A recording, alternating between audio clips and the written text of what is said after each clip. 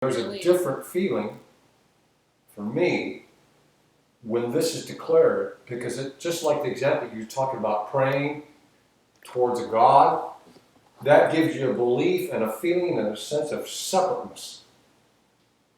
And that really defeats the purpose. So that's why when I would pray, I really don't. I don't petition. There's a difference. One is petition, and one is affirming the absolute. Yes. So another way to put it is you can use the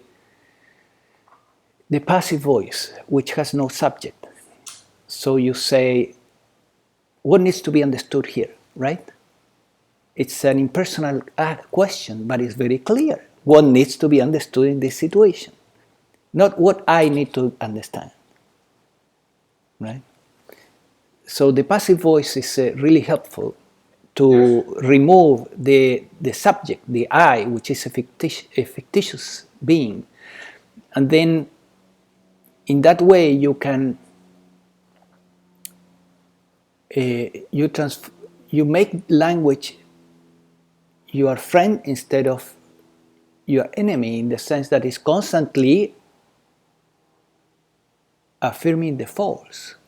It's constantly affirming a lie of immense proportions, right? It's an immense lie that you are this little being, homunculus, that is here inside the body looking at the world, a little consciousness or bundle of consciousness that is, or soul or whatever, that is separated from the universe. Separation from the universe is actually impossible. It's one big organism.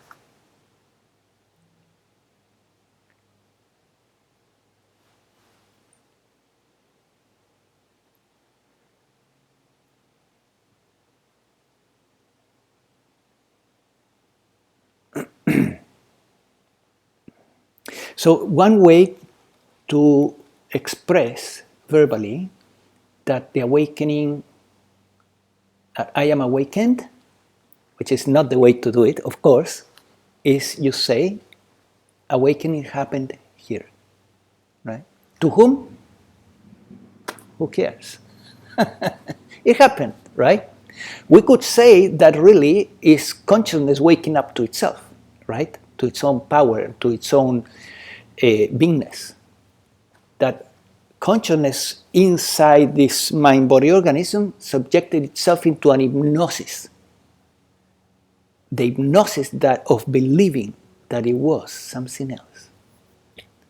And now it's waking up to recognize its true nature and saying, no, I'm not Gregory. I am just consciousness. Right? Can you elaborate a little bit more on that topic of hypnosis, please? Yes. We're trying to put in words something that is very difficult to put in words, but this is one way. You could say that consciousness or the divine itself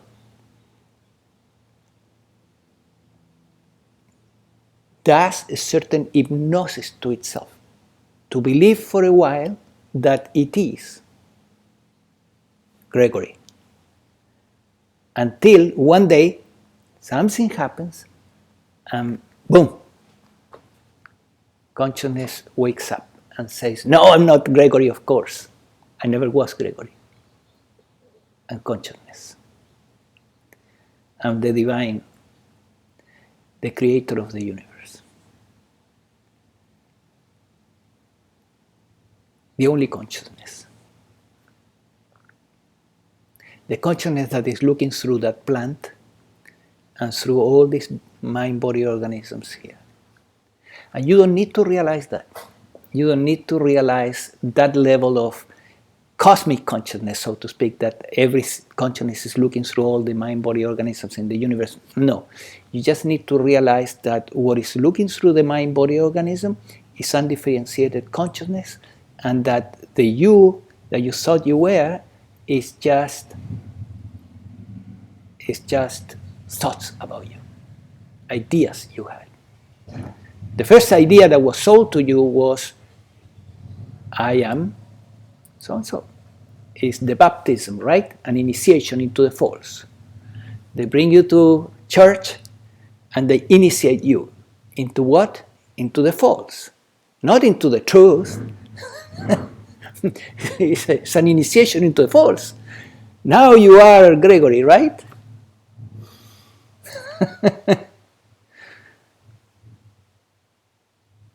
I don't know what religions are doing here, because to me that is almost satanic. Sorry? Is the illusion what they sold us, the illusion of separateness, the illusion of believing that we are separate Right. from each other, That's what separate from the universe. That's what the baptism is about. It's the reinforcement of the illusion. You said baptism reinforces that? Right. It's the baptism at least the baptism that I experienced in the Catholic Church. You know, that you are as a child, as a baby, you're brought there. You know, and they give you a name, right? Right. Okay, I get it now. Our whole culture has been like that for centuries. Right. Exactly. And we continue to be like that. You know, it's fine. We don't need to change it. We need to change what happens here, right? Happens here. And then others will begin to change also. And it's expanding. This is like an explosion of awakening that is happening. Millions of people are waking up. I would say hundreds of thousands are waking up at this time. And it's going to be more and more and more and more and more. And then the realization is simple. I'm not what I thought I was. That awakening changes everything. It changes how you behave. It changes how you feel. It changes how you embody the awakening. It changes everything. And one important thing that needs to change is that the seeking has to stop. The seeking has to collapse. Because embodiment is not done based on seeking. Embodiment is done based on surrender. It's just a surrender. It's allowing the universe to do the job in the mind-body organism. You're not running the show anymore. The seeking has to stop. Make sense, Gregory? Yes, and I have a question after you heard. Okay, please. I have two. Okay. I have two questions because of experiences that I went through. The first question I have is when you said, it's about God pretty much, when you said that we are used to praying as this little being who prays to this big God. I used to believe that when I was a kid probably, but as time went by, today I feel that when I pray, I am talking Talking to what? to myself, to that part of me that is divine. that is divine, that is part of the universal love that to me is God. Yes. And so when I say pray for lack of words are limiting, so it's hard to express everything, but when I pray, usually I go in meditation and ask the questions that I want clarity on, and I many times like you said, I just quiet and I get the answers immediately, or sometimes, like you said, they come through a book, through a movie, through somebody saying something. And so in terms of non-duality, in terms of awakening to truth, what is the role of death? Of physical death? Yes, physical death. Yeah. Sure. Will it be proper to say that the death of this body could be seen as awakening? Okay. So Patricia is asking, I want to repeat it for the recording, right? Patricia is asking that, what is the role of death? the physical death in relation to non-duality and or oneness? Well, okay, it's an excellent question, and usually non-dual teachers will tell you, I haven't gone through death, so I cannot tell you. Right? Why worrying about that? Let's be in the present moment. We have in the Zen stories the same, something similar. There is a story of a man that is hanging from a cliff, and he's grabbing a rope, and suddenly he sees at the top of the cliff a rat that is eating the rope, right? And then he knows that it's going to go down, and there is a beautiful strawberry coming from the cliff right here. And so the question of the teacher is, the Zen teacher is, what do you do next? And I guess you know the answer, right? Well, I enjoy the strawberry. That's the present moment. So, but anyway, for the sake of more understanding, because I would say that the mind naturally has a desire to understand, right? This is what I understand about the situation, and I'm going to share it with you. But as I said, I haven't gone through death, right? So physical death, that's why I'm here. So I don't know really. But you can basically do your research, see what other people that seem honest to you have told you about near-death experiences, what other researchers have done in their work to research the afterlife, and you can put two and two together and you will come probably to something close to what I'm going to tell you. Apparently what happens is this. The body dies, the physical body dies, and the astral body that is inside the physical lifts. Yeah? And then there is awareness at that moment, but awareness is seen through the astral body, which is a body of light or energy. It's no longer seen through the physical because it's broken as an instrument. See, the mind-body organism is an instrument of sensory perception for awareness, but it can be broken. Once it's broken, there is another body that is inside, it's an energy body that lifts, and awareness continues, but through that body. Right? That's why they will always tell you, oh, I saw the body down there. Yeah? So they were floating up in the astral body, and they watched the body down there. I mean, there was observation of the body below.